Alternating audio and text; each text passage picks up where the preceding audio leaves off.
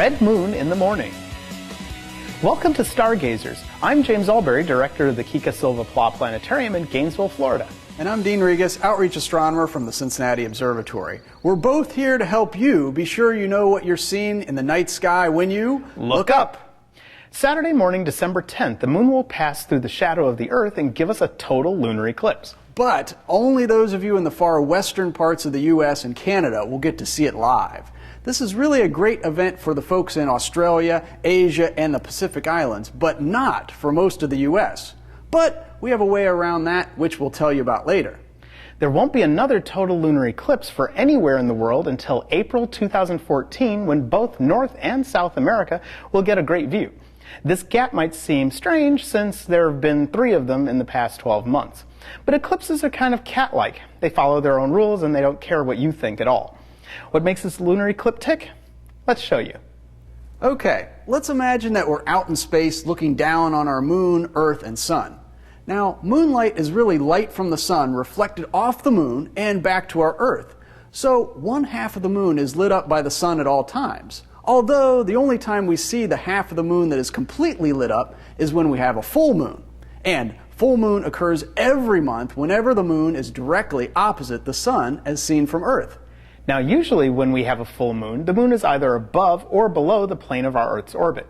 But occasionally, the full moon will glide directly into our Earth's plane and will pass directly through our Earth's shadow, which will block most of the sun's light from reaching it. In other words, our Earth's shadow will eclipse the light of the sun, which is why we call such an event an eclipse.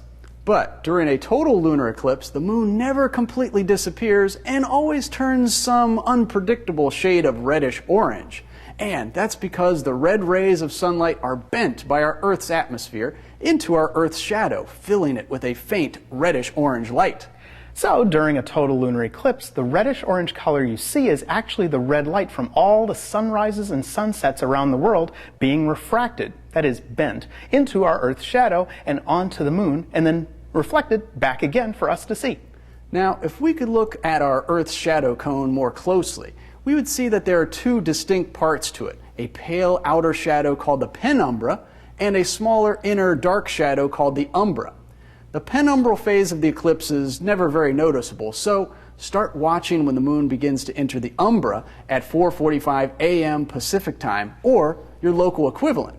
As time progresses, the umbra, our Earth's curved shadow, will slowly creep across the moon and gradually darken it and cause it to change color. But what color the moon will turn, no one can predict, which is what makes it so much fun. Will it turn bright orange, blood red? Only the shadow knows. The moon will be within the umbra and totally eclipsed for 52 minutes until 9:58 a.m. Eastern Time. Yes, we know that for you in the eastern half of the U.S., the moon will have set and the sun will have risen, but we have a plan.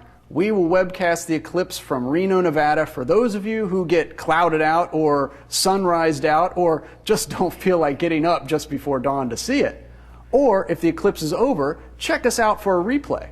Go to our website, www.stargazersonline.org, for more info, or you could get on a plane and fly to the West Coast to see it in person. It will be more than 2 years until you get a chance to see another total lunar eclipse. Keep looking up.